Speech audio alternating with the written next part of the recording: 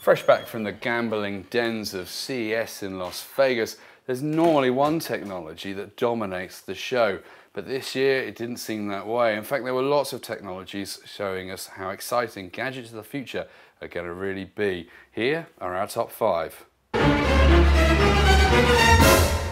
With 3D dominating IFA, the big European technology show back in September last year, it was no surprise that it was going to have a big standing at CES in Las Vegas this year.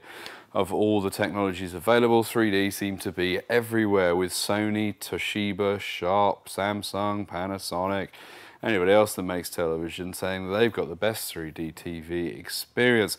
In fact, Sony were quick out the ball to say that they were going to be having 3D televisions available in the UK by April, and even rolled out Taylor Swift, shot her in 3D, gave the audience glasses to be able to see her in 3D. It's not just like looking at her, to show what they actually meant by the quality of 3D and what they were going to do with it. Overall, obviously, you have Panasonic rolling out the Avatar game, with producers of the movie coming on stage to say that theirs was the best option. And rather cutely, they're launching a $21,000 3D camera that actually, when it's not filming, does look like Wall-E. Either way, with 3D being certainly coming onto the map in 2010, it looks like if you like your three-dimensional, this might be the year to start embracing it. 15 years ago, to make a phone call, you'd probably be using one of these. Okay, mobile phones were around, but not in their fruition. What was interesting was that whilst mobile phone launches aren't necessarily famed at CES, that's what Mobile World Congress is for in February, there was still a handful of manufacturers launching phones to the masses.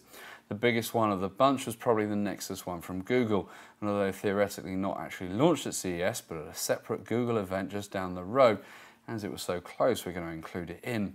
Other handset providers included Dell, who suddenly came into the smartphone market with the Dell Mini 3 and the Dell Mini 5, a sort of combination phone-tablet scenario, while LG had their first Intel Moorestown phone, which looked like, well, just gigantic when we had it up against someone's head.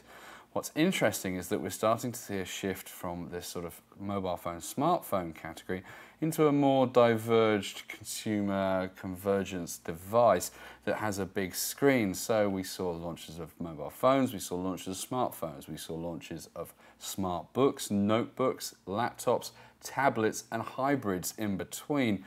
Even stuff with dual screens and no keyboards that was bigger than probably your monitor that you're looking at now.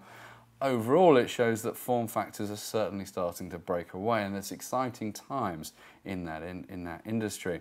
The worrying thing from Nexus One's point of view, i.e. the Google phone, is they're branding it as a super phone. Now, to me, the word super, i.e. as in Superman, suggests that he has one fatal weakness, and once you find it, it eradicates the whole thing pointless. At least a smartphone just suggests that it's pretty clever. One of the things I did find walking around CES was that everywhere I turned, the Android operating system from Google was pretty much everywhere. I've only really been able to see it in mobile phones before, something like the HTC Hero, for example, but now it's moving out of the phone into other devices, like an internet tablet, for example, or maybe a car. Get into the kitchen, however, and it's things like the toaster and the kettle that are starting to get Android operating systems, and even a microwave. Now, this obviously doesn't have Android, this is a pretty old microwave, but just imagine some of the possibilities. You download an app, it tells you how to defrost a chicken, automatically loads the settings into your microwave, you then press go, it starts to cook, and when it's done, it either sends you an email or maybe even a Twitter message.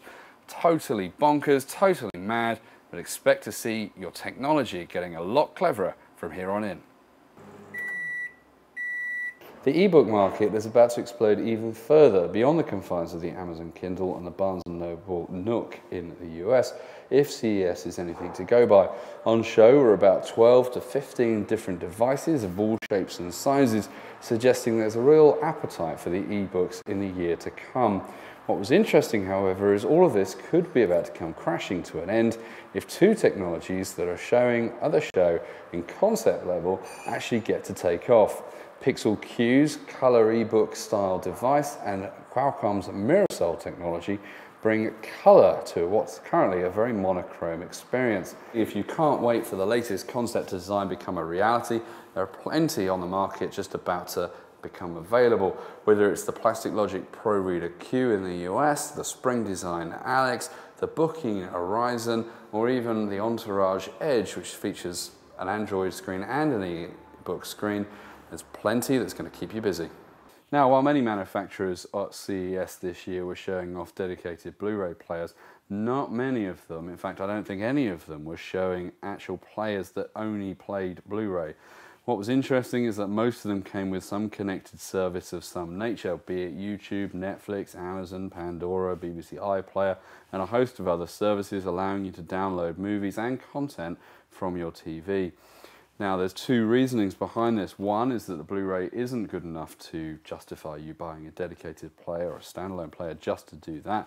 And the two is that, unfortunately, trying to sell you a connected device, very much like the Boxy, just isn't going to rub with the consumer just yet. It's too convincing, or too confusing, should I say, sell to get past.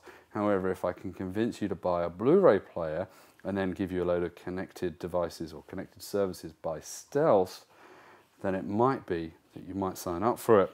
Either way, the days of having a set-top box where you just put a disc in and press play will soon be long behind us.